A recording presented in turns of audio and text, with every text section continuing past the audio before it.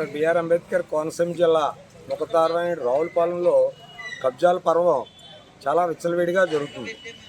దీనికి ఉదాహరణగా అసలు జిల్లా స్థాయిలో అత్యధిక ఆదాయం కలిగినటువంటి పంచాయతీ రావులపాలెం పంచాయతీ.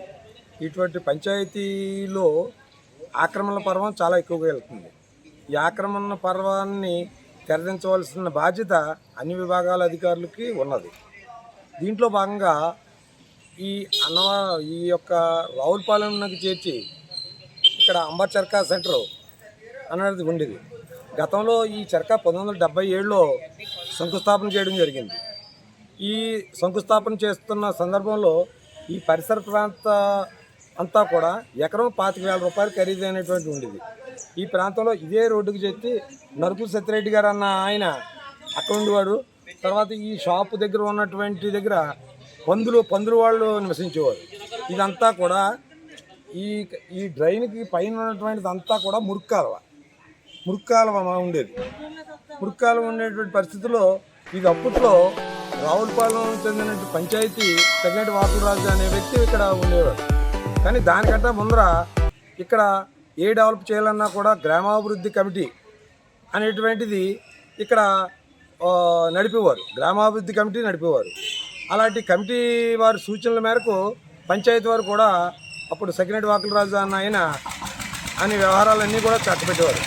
ఆనాడు ఇక్కడ ఈ east Godavari khadi and rural development సంస్థ తోరంగిలో ఉన్నటువంటి మెయిన్ ఆఫీస్ తోరంగి, దానికి సంబంధించినటువంటిది ఇక్కడ అంబర్ చర్కా సెంటర్ ఉండేటువంటి వాళ్ళు అప్పుడు గ్రామాభివృద్ధి కమిటీ వీళ్ళకి ఉచితంగా మహిళలకు ఉపయోగపడే విధంగా అప్పుడు ఉన్నటువంటి పెద్దలు నిర్ణయం తీసుకుని రిజిస్ట్రేషన్ కూడా చేయడం జరిగింది. దీనికి సంబంధించిన అప్పుడు వీళ్ళు ఏం చేస్తారంటే ఈ అంబర్ చర్కా సంబంధించి east Godavari khadi rural development సంస్థ తోరంగి వారు ఇక్కడ లక్షలాది రూపాయలు ఖర్చు పెట్టి ఇక్కడ ఈ బిల్డింగ్ను విశాలమైన ప్రాంగణంలో కట్టడం జరిగింది. ఈ కట్టుతున్న సందర్భంలో అప్పుడు ఉన్నటువంటి మేనేజర్లు ఏం చేశారు ఏంటంటే చుట్టుపక్కల అంతా కూడా రోడ్డు విస్తరించి ఉన్నది. ఇదేమో మురుక్కాలవ.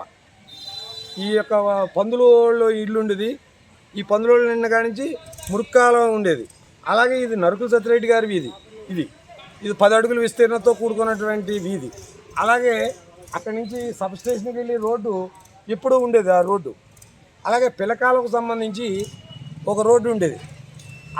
ఈ రోడ్డు మధ్యని ఏ ఒక్క భూస్వామికి కానీ ఏ ఒక్కరికి కూడా జరాయితీ స్థలం లేదన్నది మా విశాలాంధ్ర టీవీలో వెలుగులోకి వచ్చిన అంశం.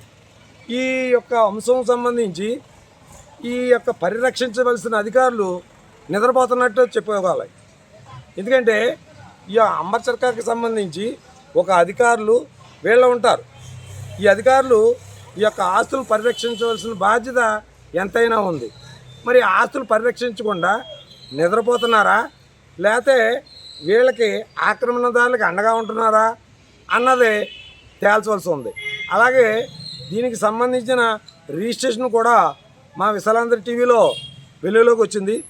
ఈ యొక్క రిజిస్ట్రేషన్ సంబంధించి వీళ్ళు రిజిస్ట్రేషన్ చేసిన తదుపరి వాళ్ళు జిల్లా east Godavari khadi rural development సంస్థ కాకినాడ తోరంగి వారు ఈ యొక్క డాక్యుమెంట్లకు సంబంధించి అన్నీ కూడా హెడ్ ఆఫీస్ అయినటువంటి బొంబాయి ఆఫీస్లో దీనికి సంబంధించిన డాక్యుమెంట్లు అన్నీ ఉంటాయి. ఈ డాక్యుమెంట్లని ఎవరో కూడా తాకట్లు పెట్టడానికి కానీ అమ్మడానికి కానీ లేని విధంగా అక్కడ ఉండటం జరిగింది. అలాగే east Godavari khadi rural development సంస్థ తోరంగి సంబంధించి జిల్లాలో చాలా కోట్లాది రూపాయల ఆస్తులు ఉన్నాయి. ఈ ఆస్తులు పరిరక్షించవలసిన బాధ్యత ఈ అధికారులది. ఈ అధికారులు నిద్రపోతున్నారా? ఈ అధికారులు అసలు ఏం చేస్తున్నారు? ఇప్పుడు ఈ మధ్య వీళ్ళు ఈ ఉద్యోగస్తుల మధ్య విభేదాలు రావడంతో కోర్టుకు ఎక్కారు. మాకు జీతాలు రావట్లేదని కోర్టుకు ఎక్కినట్టుగా తెలిసింది. మరి కోర్టుకు ఎక్కినటువంటి వాళ్ళు ఆస్తులు పరిరక్షించవలసిన బాధ్యత లేదా? ఏదో జీతాల గురించి ఆస్తులు అమ్ముకోండి అని అన్నారని చెప్పి ఏదో ఆర్డర్ వచ్చిందని చెప్పి వినపడుతుంది. ఆర్డర్ వస్తే రావచ్చు. అసలు వీళ్ళు ఉద్యోగం చేస్తే కదా జీతాల గురించి ఆడడానికి. అసలు ఉద్యోగం చేస్తే జీతాల గురించి ఆడడానికి ఆస్తులకు సంబంధించిందే పరిరక్షించలేకపోతున్నారు ఈ అధికారులు. ఇది ఏ విధంగా ఇస్తారు? అలాగే కోర్టుకు వెళ్ళిందే కాకుండా మిగతా వాళ్ళు కూడా కొంతమంది ఇంకా జీతాలు పెండింగ్ అయ్యి ఉన్నాయి.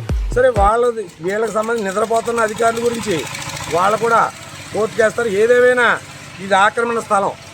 ఒక ఇంట్లో ఒక గ్రామ పంచాయతీ వారు ఒక చిన్న పాక వేయాలన్నా కరెంటు వేయాలన్నా ఖచ్చితంగా విత్డ్రోల్ సర్టిఫికేట్స్ ఉండాలి. విత్డ్రోల్ అడంగల్ సర్టిఫికేట్లు ఉండాలి. అడంగల్ సర్టిఫికేట్ ఉంటే కానీ పర్మిషన్ ఇవ్వరు. అలాంటిది ఈ బోర్డులకు వచ్చేసి మొత్తం ఇన్ని చేస్తుంటే పంచాయతీ వాళ్ళు ఏం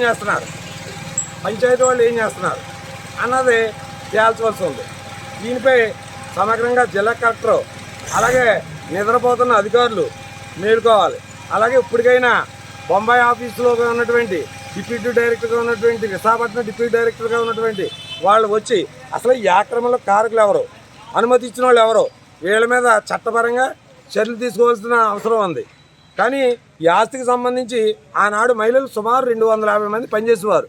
ఈ ఆస్తులకు సంబంధించి అన్యాక్రాంతం అయితే ఈ పంచాయతీ వారు పూర్తిగా మెయింటైన్ చేయట్లేదు కాబట్టి పంచాయతీ వాళ్ళు హ్యాండ్ ఓవర్ చేసుకోవచ్చు, తప్పలేదు.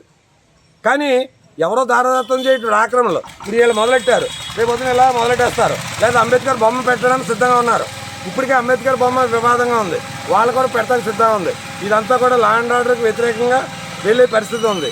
దీనిపై జిల్లా కలెక్టర్ ఎస్పీ దృష్టి పెట్టి ఈ ఆక్రమణదారులపై చట్టపరంగా చర్యలు తీసుకుని ఆస్తులు పరిరక్షించవలసిన బాధ్యత ఎంతైనా ఉంది. రావులపల్లి నుండి సత్య బాలకృష్ణమూర్తి, విశాలాంధ్ర టీవీ.